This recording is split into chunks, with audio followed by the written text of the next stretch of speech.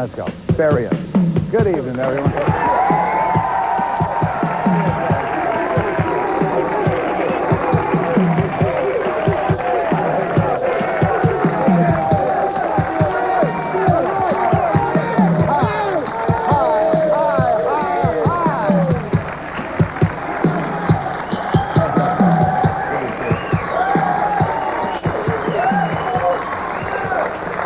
What the hell does it take to make fair, clean, and desirable housing available to all Americans, huh? What does it take to allow small landlords to earn a living?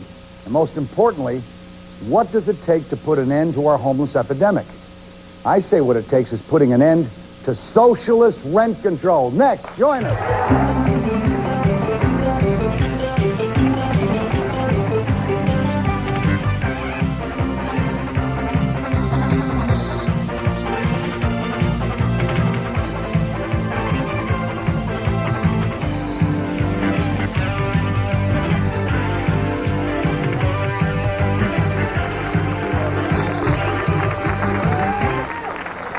Good evening, everyone. We've got some folks with us, Don Romaniello.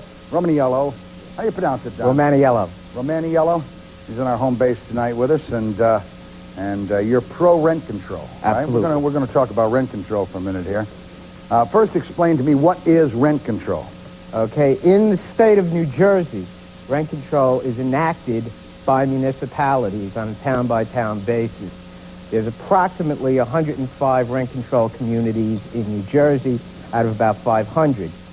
They essentially regulate rents, and they guarantee as part of that provision that a landlord who is an efficient operator is entitled to a just and reasonable profit. What's the just and reasonable profit? Depends upon the hardship provision. It's either a return on investment or a percentage of the net operating income. All right, we've got another gentleman with us. His name is William Tucker. Bill Tucker is a writer for the American Spectator. And Bill, what is rent control in your mind? I've just heard this one. Rent control is a way of making housing cheap for some people and unavailable for everybody else. And that's exactly what you have in New Jersey. It's exactly what you have in New York City. It's exactly what you have in every city where you have rent control. Now, what it does simply is that rent control splits the market in two. You take a certain group of tenants that are in their apartments now, they will pay less and less as the years go on.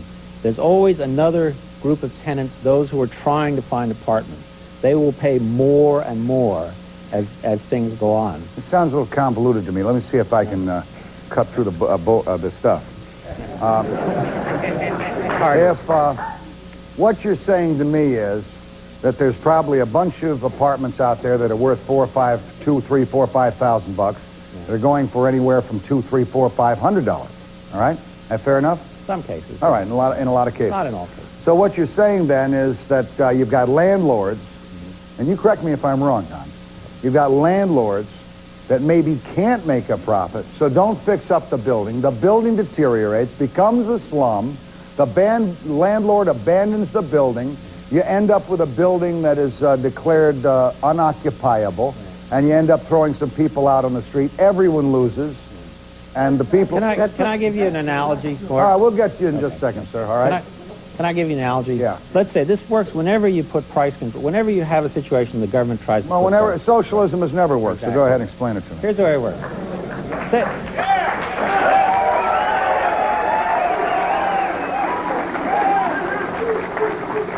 Say we decided tomorrow that we were going to put price controls on barber shops. $1 a haircut, okay? Great thing for the poor, be able to get haircuts. What would happen? Number one, a couple of barber shops would go out of business. They couldn't. Number two, everybody would get more haircuts because they were cheap now. It was easy to go down. Number three, when they went down to these few barber shops to try to get their haircuts, they'd find you couldn't get a haircut very easily anymore. You had to wait in line half an hour, 2 hours. Number four, you'd get a black market. People would start giving haircuts in their homes. People would open underground barbershops. Number five, you'd get cronyism. People, if you knew the barber, he'd give you a haircut. This is exactly the way rent control works. I'm going to go bald after hearing that. Exactly. Now, number six. How many of these it's are there? It's always the same. It's always How many the of these are there? You're up to 6. Okay, I'm going to go to 8. Oh. Can you take 3 more? Okay. Number six, what a lot of barbers would do would say, fine, haircut's worth $1, here you go. Snip, snip, snip, that's it. Next. You'd say, what? That's not a haircut. Quick, You don't number like it, seven. go someplace That's else. number 7. Number 7, you'd have to have government officials in the barber shops making sure hair was cut right. Then somebody would get a bright idea. The free market doesn't work. We've got to turn barber haircuts over to the government. We have government-owned barber shops. And through all this, that would be your socialism. Like disagree. I sound like I disagree. Again, I would point out that the abandonment rate in a town like Camden without rent control is much higher than you're going to see in a Bergen County. You go to Bergen County, where I'm from, there is no abandonment, and there are 25 out of 70 communities with rent control there. Where's the abandonment in Bergen? In South Bronx?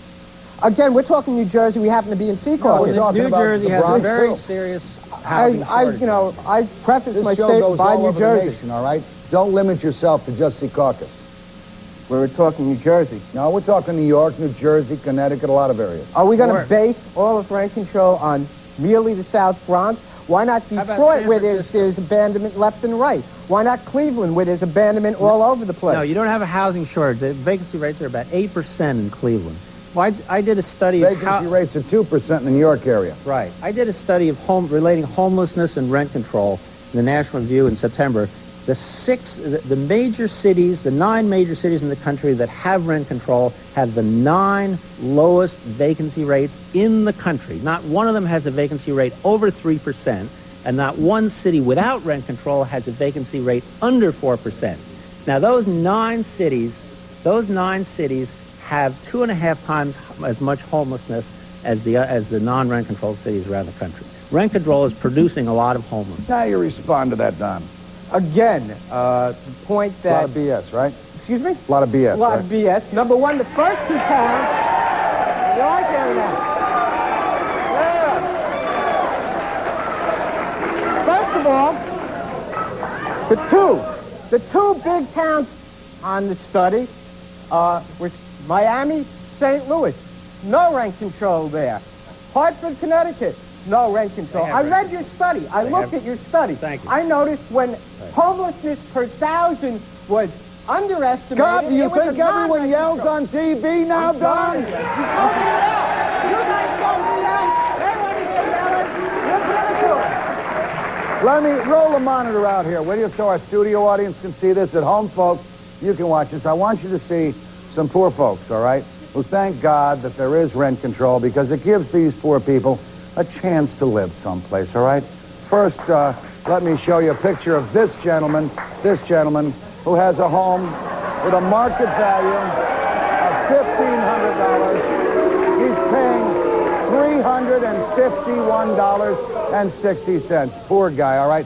Now, do you remember the supermodel, Hutton her name was?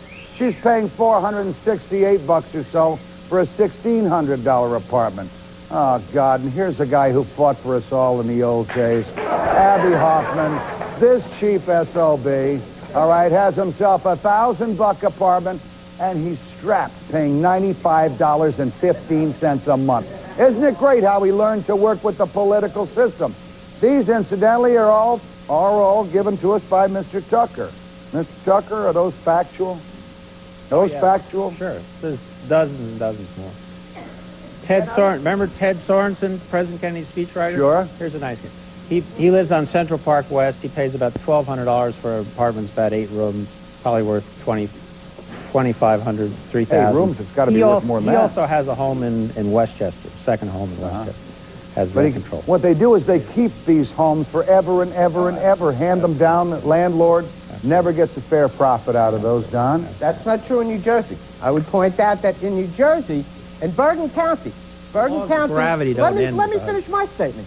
In Bergen County, the average tenant makes $18,000 a year. The average homeowner is making $32,000 a year. There's clearly a difference between the rich people are not living in rent-controlled apartments in New Jersey. You also cannot transfer leases in the state of New Jersey. So we've got a different situation in New Jersey than we have. We don't, Bill? Well, yes and no. I mean, New Jersey's only had rent control for about 10 years. New York has had 40 years for people to Yeah, New York's had since, I think, 46, haven't they? If rent control started in Fort Lee, which were some of the richest people in Bergen County, was living in those high-rise apartments. They're still there. Tell you what, rent control, we're going to find out if it's putting people in the streets and turning the buildings into slums. Join us in the next segment.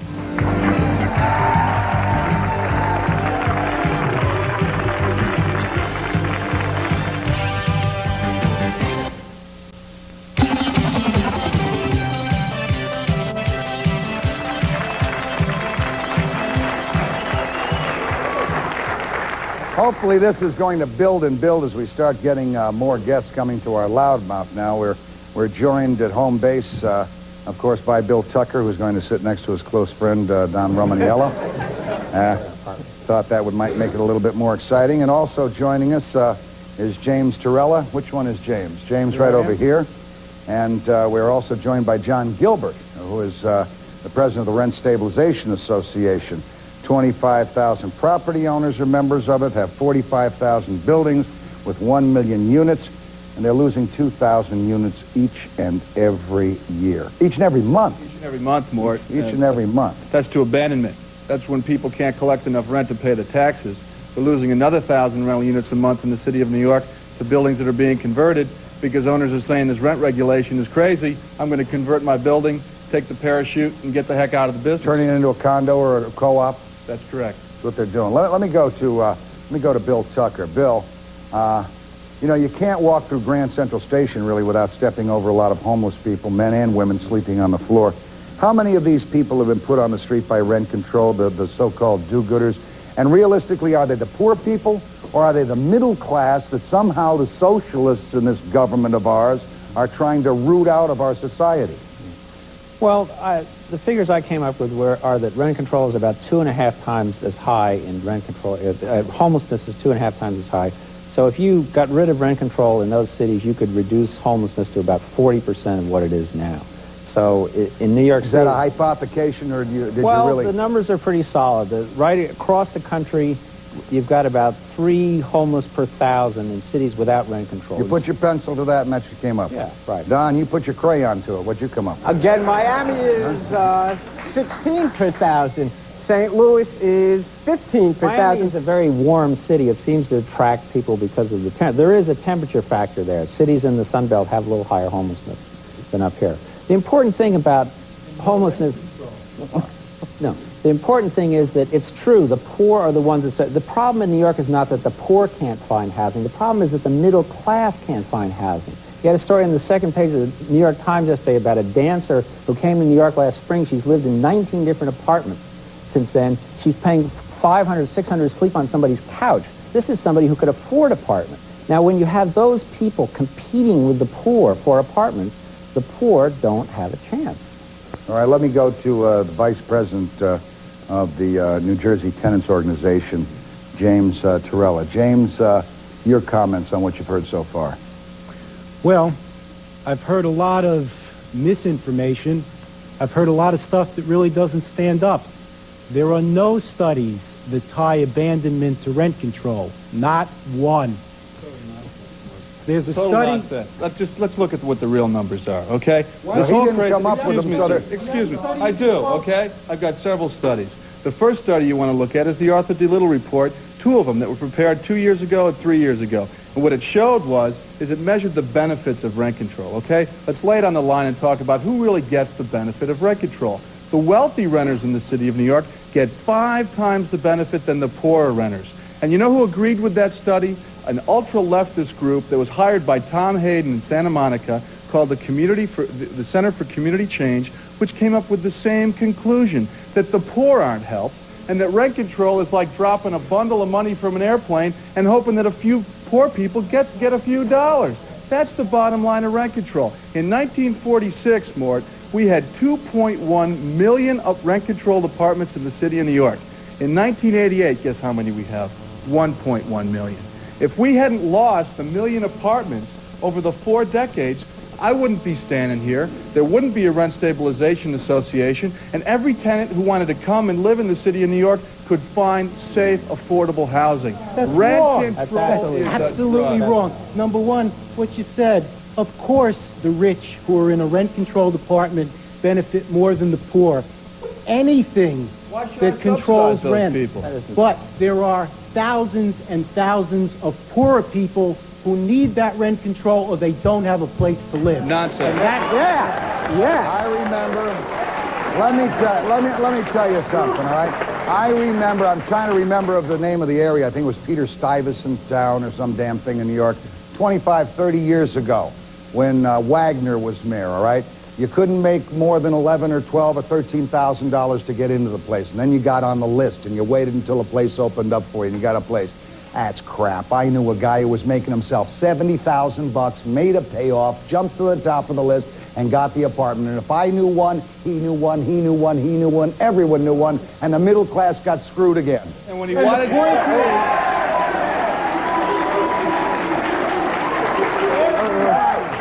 everybody can give you an example of abuse. You can look at the Reagan administration and find abuses, but nobody's throwing him out of the presidency. There's always some abuses. The point is, how many people are being helped? Not can you find one or two isolated cases of an abuse. Oh, you can find more than one or two, Bill. Listen, I'd like to compare Chicago and New York.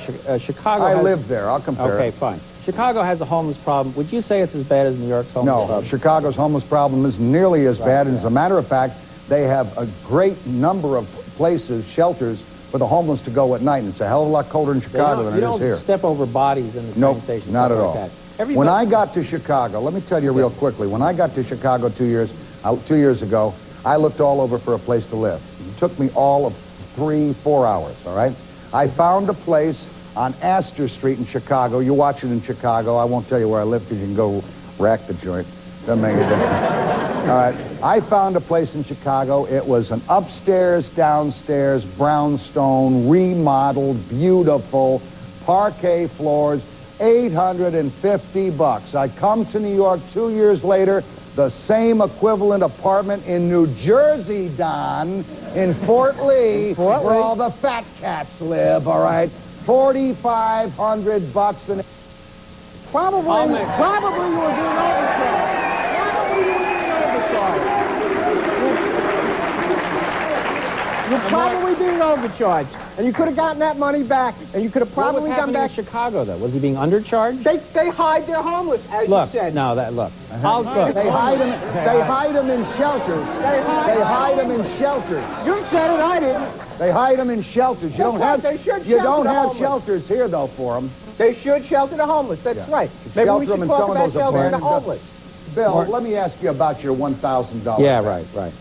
I'm glad you're from Chicago, Louis. I want to. People I'm in from New York, but I have to live there. People in New York just simply don't believe that a city the size of Chicago can have a 7% vacancy rate. As you said, I will bet. I'll start with you, okay? I'm willing to bet anybody in New York City $1,000 that they can go to Chicago, get off the plane, and find an apartment that they think is reasonable for a price that they can afford. I'll match in it. 3 days. In 3 days, 72 hours.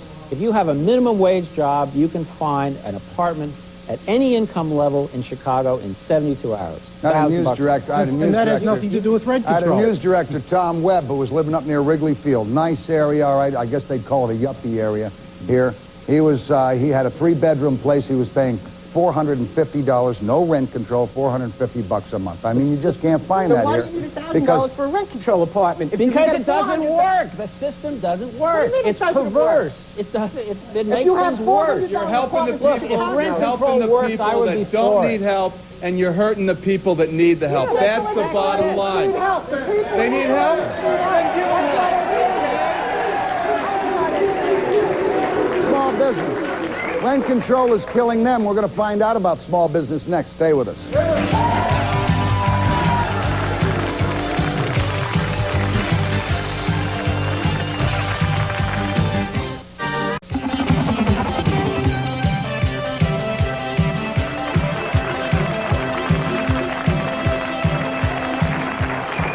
Okay, we're talking basically New York, Chicago, New Jersey, but let's spread it out across the country, all right? Let's go find out where the other pablum pukers have been at work. Let's go by telephone to Jeffrey Strand in Santa Monica, California. Jeffrey, are you there? I'm here, Don. How are you, pal? Pretty good, Morton. Let me ask you a question. Santa Monica, isn't that Tom Hayden's area out there? Tom Hayden's area, a very high-class neighborhood right on sunny Southern California beaches. And, of course, Jane Fonda, Hanoi Fonda's out there with him. So what's happening with the rents out there, pal? It's the same thing out there. I've never heard so much smoke blown by a bunch of drug pushers in all my life since what I've heard on the show so far. You know, when it really comes down to it, you're right. The poor people in this country have to have a place to live. And nobody's suggesting that we jerk the rug out from underneath their feet. Rent control is a drug. And this country, especially in places like New York and Santa Monica, are addicted to it. And the politicians are the ones that are shooting it in the veins of the tenants, and the pushers are getting rich. The problem is you can't undo the drug system by just saying no more rent control. You got to have a place to phase it out. If a pusher wants to go clean, he can't do it on by himself. And when you go clean from rent control, you can't do it by yourself. You got to have a mechanism so that people don't get kicked out on the street. But the bottom line is, if you take rent control and you say no more rent control in 10 years, you're going to see a building boom in New York and a building boom in every other city that's got rent control that's going to solve your housing problems in 10 years, and you are never going to see a building boom when you've still got rent control. And you can take that to the bank. Okay, Jeff, while we're taking it to the bank, are we going to allow the landlords to take us to the bank, too? Is the building boom? Skip for a second, Jeff. Once-a-year rent increases, and they never really can gouge the tenant during the phase-out period. You be smart about it. You don't use this smoke and fear stuff that all the rent control proponents use. They're trying to scare everybody.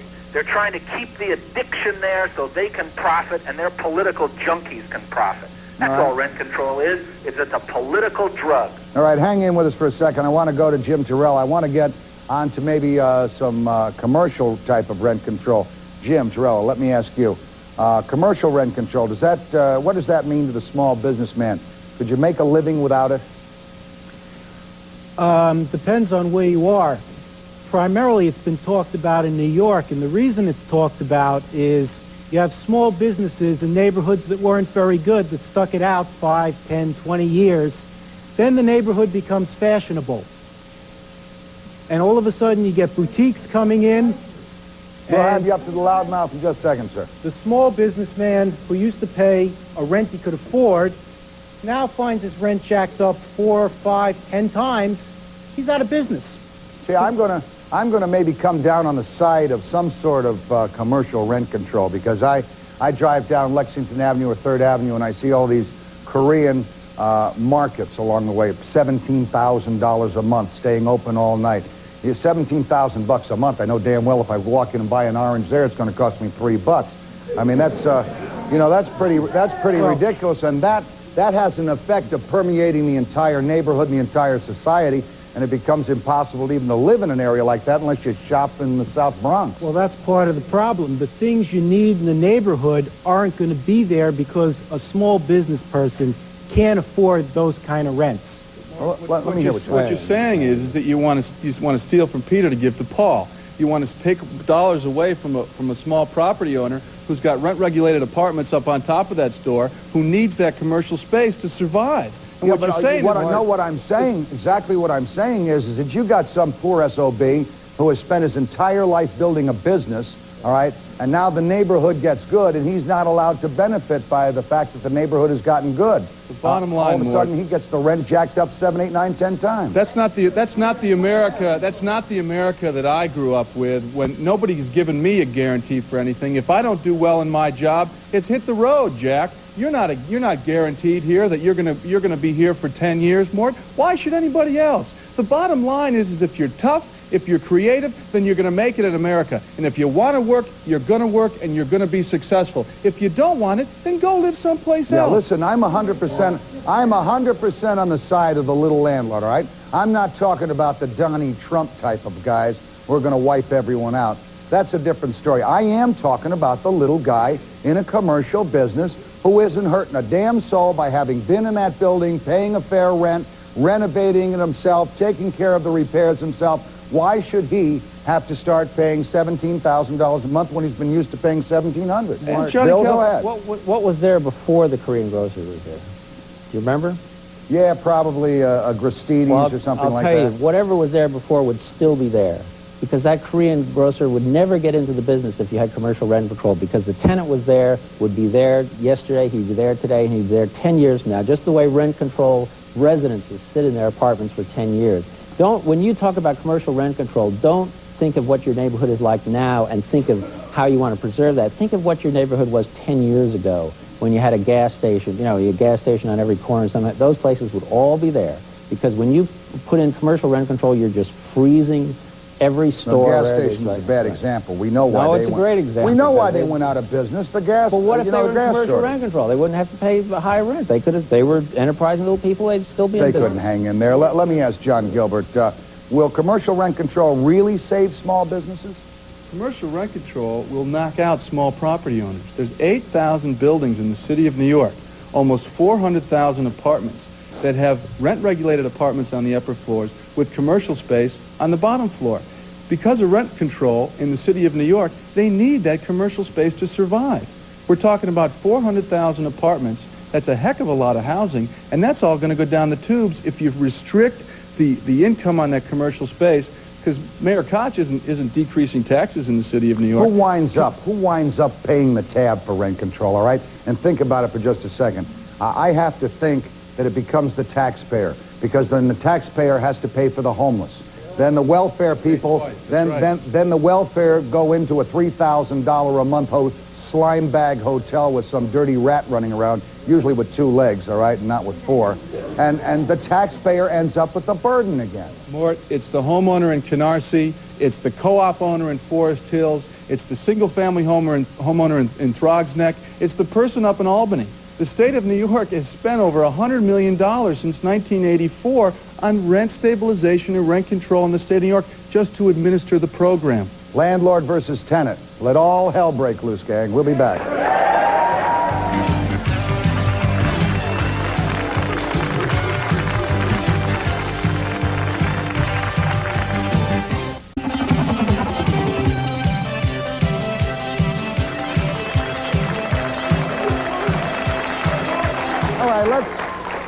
Let's battle this out between the landlords and the tenants, and then we'll let you at home and our studio audience decides who wins this thing.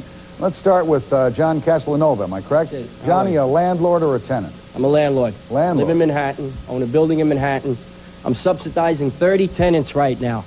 My average rent is about $106 a month. I've got tenants that range from $41 and change to $400. They rooms go from 5 rooms at $76.60 to 5 rooms at $475. You got hot and cold running raps. I've got 17 tenants. 17 are paying less than $100 a month. 17 tenants? 17 out of 30 are paying less than $100 a month. How long they been there? Some of them have been there.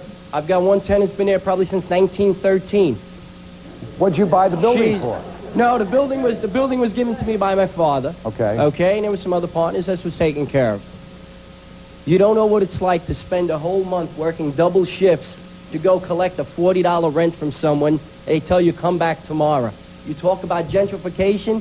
When I fold and I fail, I walk out the door. Either the building goes under, the city steps in. The city of New York will not accept a $40 rent from anyone. They'll kick them out in the street. They'll make more of their own homeless.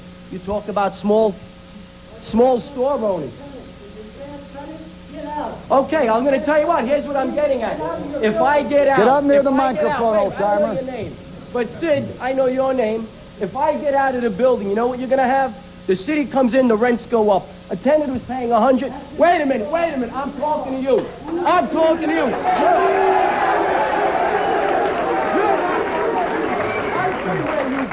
I've been a renter. I have been a renter. Right now, I am a renter still. In New York. That's right, in New York City. Stay in New York. No, stay in New York. What point? I didn't get my point across. The tenants pay your mortgage. The tenants do not pay my mortgage. They pay your interest on the mortgage. Incidentally, this is Sid Handler, and quite obviously, he's a tenant. They pay the taxes. They pay... Sid, you want to know something, Sid? Sid, let's hear it. You're not making money. Sid, let me finish, Sid. Let him finish. Go ahead, We're talking about gentrification. I lose, my tenants lose.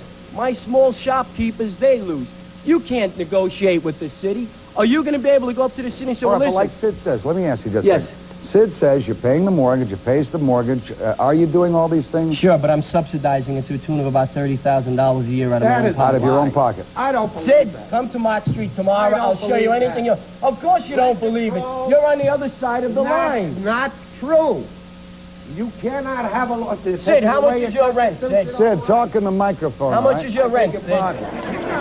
There is regulation and rules for relief and remedy. If you're Nonsense. get off that, Across the you board, will not nonsense. open your books. I know I was a rent control officer for many years, and I know you people. Oh, yeah, you when know I as ask well. you to bring your books, You know as you well. don't bring them.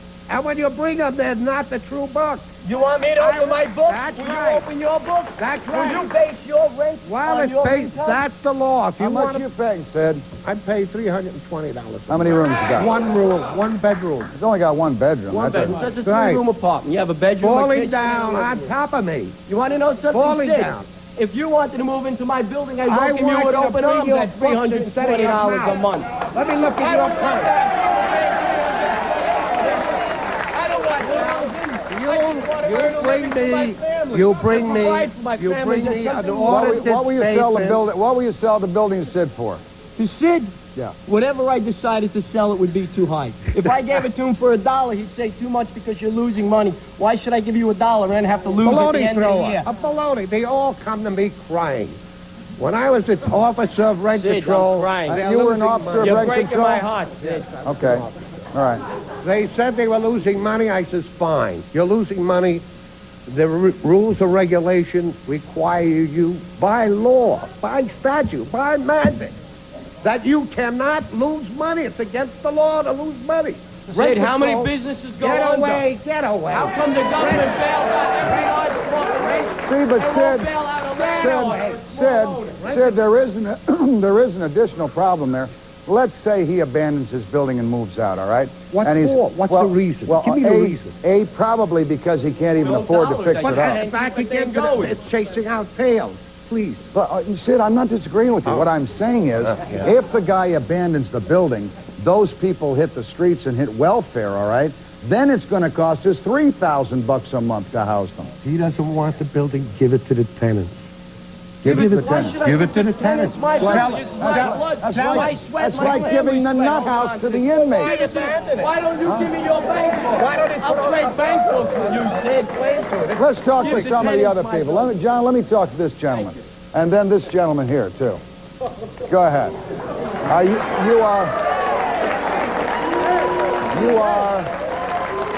You are a landlord. I'm a landlord. There's another landlord. Let's hear another story. My name is Richard Boudman. I've been a property owner in New York City for approximately 20 years. In 1986, I made a very conscious decision that I could no longer live with rent-regulated properties. It was too much. And what I did was I sold. And I sold for the following reasons. I was very fortunate. I bought into the Lower East Side. I bought into the Lower East Side in the late 1960s. And as a result, I was able to buy with what I had. Real cheap. And pretty much mortgage-free. Okay, so you And bought I was able to you got a survive. good deal. I didn't have a good deal with my apartment rentals, but I had a good deal with my stores. So what'd you do? Sell the building to a developer? No, I sold the building to a greater fool. Somebody who didn't know what I finally learned. My ancestors came to this country to be free.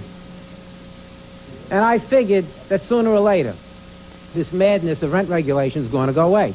Okay, but it hasn't gone away. Let's hear from this gentleman. Yeah. Mr. Downey, you're You got the name straight? you're opposed to rent control. Are you a landlord? Nope. Are you living in an affordable apartment? Nope. And you're still adverse to rent control? Yeah, I'm adverse to anything that smacks of socialism. Well, I'm not talking about socialism. Before rent control came in, before it came. Why did we get rent control? We got rent control because of World War II. I disagree. You read the preamble of these rent control ordinances in the city, in these different cities. In the city of Passaic, they had to reenact a rent control because the way that the landlords were gouging tenants and tenants were being expelled and rents were escalating, which was affecting the economy of the city of Passaic, indirectly the state and throughout the country, if these landlords don't have rent control. Bill Tucker, is he telling us the truth? Well, the reason Jersey got it was because there was an oil run-up in oil prices in the 70s. Now,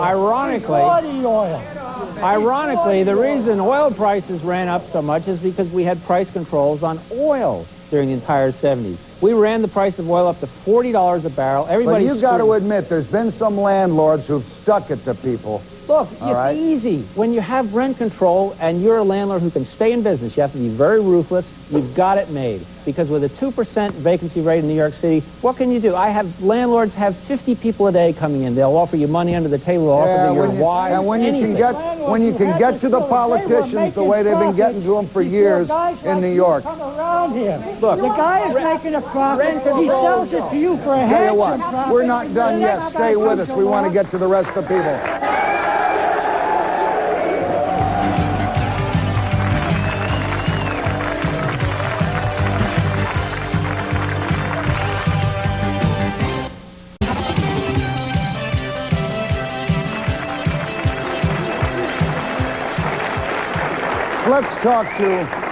Let's talk to some more landlords and some more tenants. All right, let's pick all sides: New Jersey, Santa Monica, California, Chicago. Let's go to Harlem. Joan Dawson, you're a landlord, Joan. I'm an owner. You're an owner. Yes. All right. A landlord makes money. Well, let me ask you a question. You making a good buck up there? I work for the Board of Education. I make a decent salary working for the board. I would make no money on my building. My building is my home. I live in it.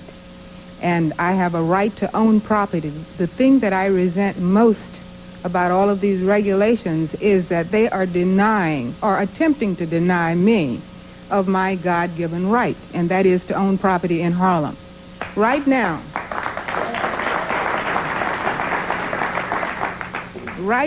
Harlem is owned by the city of New York, except for those of us who absolutely refuse to give up and allow the city to take our property. Believe it or not, property owners in Harlem do pay their taxes. There's an attitude that prevails that minorities lose their properties because they don't pay their taxes. That is the bottom line. That's why they take it.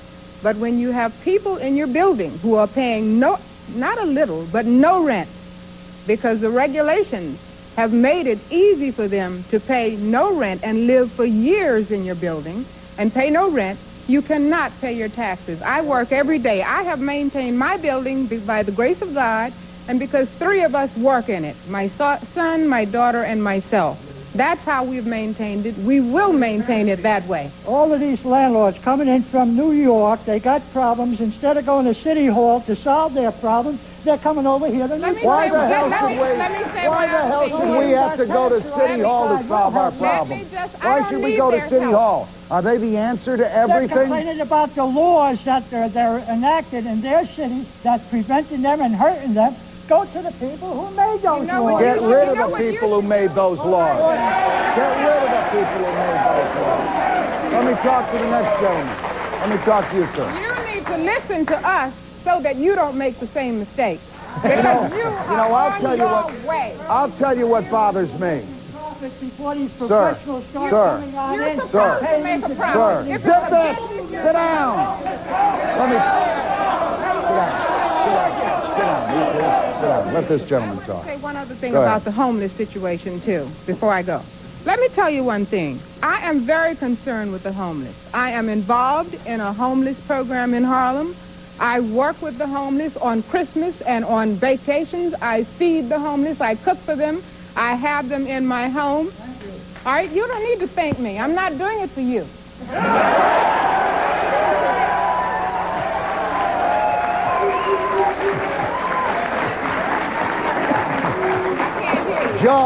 Joan, pay no attention to him. You've had your say, sir. Shut up. Get the hell out. Go ahead, Joan. You know where the real screw-up here, Joan, is? The real screw-up is that the people who are really going to be affected by this as the old-timers die off in these rent-controlled buildings are going to be the young people of this city. They're going to pay the huge rents. Exactly. And that's not fair.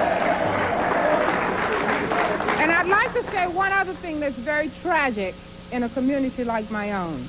Many of the people who own one building, two buildings, maybe three buildings, these buildings have been their livelihood since before the beginning of rent control.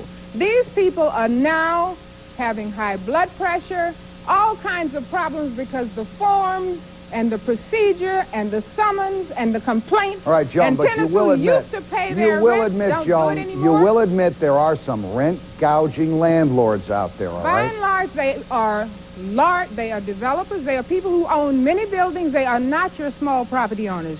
These people have had relationships with their tenants for years. This is really not a tenant-landlord problem.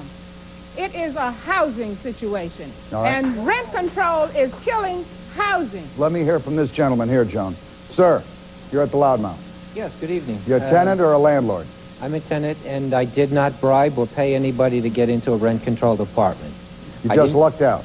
Just lucked out. And I didn't come here to talk about haircuts or drug dealers. Okay. I came to talk about condo conversion, the new breed of carpetbaggers that come into our towns, buy in, own people, pervert our laws, thwart our laws, and throw tenants out in the street. If there are any homeless people out there in your audience that want to pay $500 a month, they can come to my apartment. I think it's a damn disgrace in housing. Your apartment has some available apartments?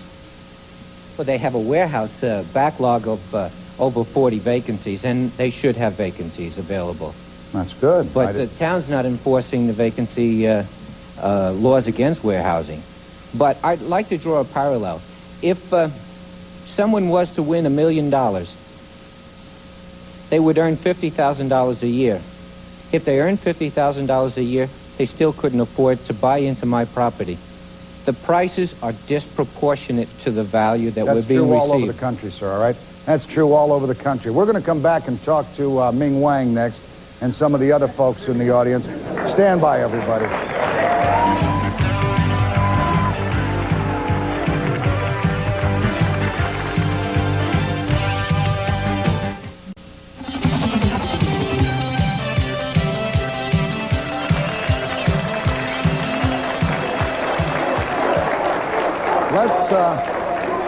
Let's go to another one of our landlords. You're a landlord, manager of a number of buildings. Ming Wang. Well, I'm a small property owner. I'm a newcomer to this country. What makes me very much aware is that rent control is keeping the newcomers, the young people, out of New York City. New York City needs new energy, new talent, but what's the rent control doing? Keeping the people who are there before, letting them stay, and there's no more housing for the young people. And there's no more housing because the developers won't build it. Well, and the city's warehousing all the abandoned units. They just leave them there south of Bronx, all over Europe. Who's warehousing? The city is warehousing. Let me ask Don if you have a wrap-up statement, Don. My wrap-up statement is, number one, in Bergen County, there are 20% more construction of multifamily housing in 25 rent-controlled communities versus the 45 non-rent controlled communities. The vacancy rate in the non-rent controlled communities in Bergen is 1.17%. In the rent-controlled communities, 1.16%. A difference of 0.01% difference. That's all. These are myths. These haven't worked. Not in New Jersey. There is an abandonment up here. Go up and down here. The abandonment is not happening here. How about you? Okay. The reason I went into my long thing about haircuts is because how do you get the socialism? Now, the point I'm making is this. You don't get the socialism by somebody coming and conquering and you imposing it on you. You get there by starting with something like price controls and rent controls. Now, Russia has a whole economy built on price controls. You've got price controls on everything. They just sit around all day deciding what price it was going to price what. And people stand in line for potatoes in the Soviet Union. Now, if you want to Well, rent control is a little bit of it's Moscow on the Hudson. It's a little bit of the Soviet Union. And the things that go on in Russia, in New York City, and people looking for apartments are exactly the things that happened in the Soviet Union. People trade favors, people pay under the table, and you end up with nothing. The reason I'm against rent control is because you end up with nothing. You ruin your housing stock. Only a few people benefit, and the poor bear it more than Rather anybody. than have rent control, it seems to me that if the government is going to get involved, and the people keep on begging them to get involved, if the government is going to get involved, they should subsidize people over the age of 65 years old to live in these homes until such time as they want to leave or die.